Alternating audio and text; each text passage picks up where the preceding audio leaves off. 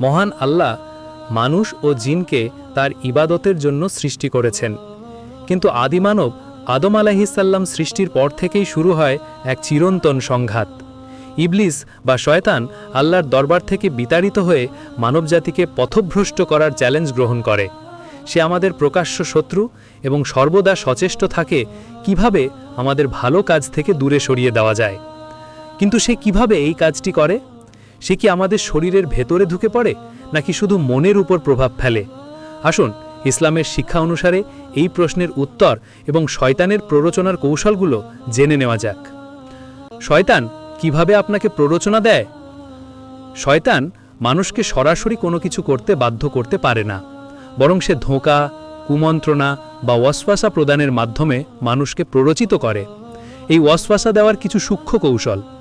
শয়তান মানুষের মনের মধ্যে মন্দ চিন্তা, সন্দেহ ও কুধারণা ঢুকিয়ে দেয়, যেমন ইবাদত করার সময় নানা ধরনের খারাপ বা ভুল চিন্তা আনা, বা কোনো ভালো কাজ থেকে মনকে ঘুরিয়ে দেওয়া, পাপকে আকর্ষণীয় করে তোলা।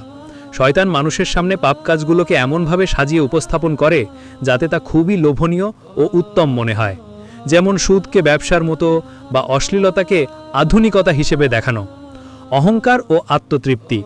মানুষের মনে অহংকার সৃষ্টি করা যাতে সে নিজেকে অন্যের চেয়ে শ্রেষ্ঠ মনে করে এবং আল্লাহর নেয়ামতের জন্য কৃতজ্ঞ হতে ভুলে যায়।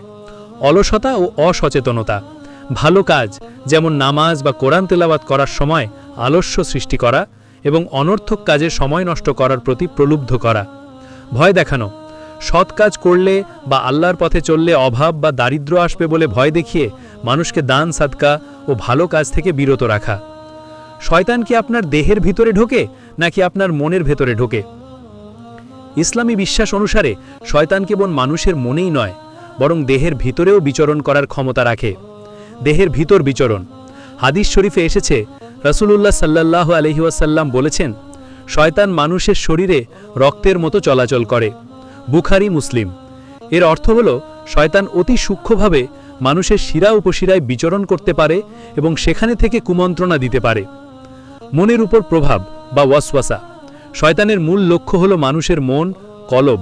সে দেহের ভিতরে বিচরণ করলেও তার কাজ হল মানুষের মনকে প্রভাবিত করা, খারাপ চিন্তা ও সন্দেহর উদ্রেক করা, যা ওয়াসওয়াসা নামে পরিচিত।